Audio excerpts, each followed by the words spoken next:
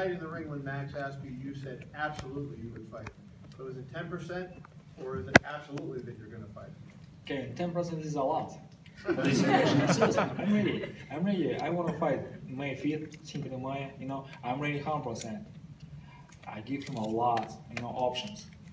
Look, my situation and Canelo's situation right now, just I give him a lot percent. I think nobody have more percent. Maybe like everybody has like 5%. Of course he's my priority.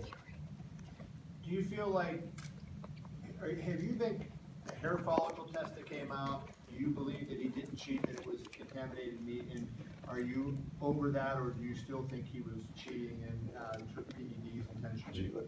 I think what we should do, Kev, is since the Nevada Commission did their investigation, we're not really privy to all those. We know he did a hair follicle test. We know he's tested many times since his 2 positive tests. But anything else would be speculation on our part. I mean, Abel. No, absolutely. So Tom, he has been very adamant about this, and it's not you've been outspoken, Gennady, about your opinion. So I think it's fair to ask you, what do you believe? Other people have said what they believe, and now that this fight is over and that fight is out there for you, do you feel he cheated, and would you fight him given that? Of course I believe. Of course I want. My job is very small. I'm a fighter. Of course I'm ready. To go, Kevin, to go to that 10% question, that's when reporters were asking him, he's trained to fight Vanes, and they're saying, well, what percentage chance are you going to give to fight Canelo? He's focused 100% on Vanes on Saturday, so naturally he's going to say, that's his priority.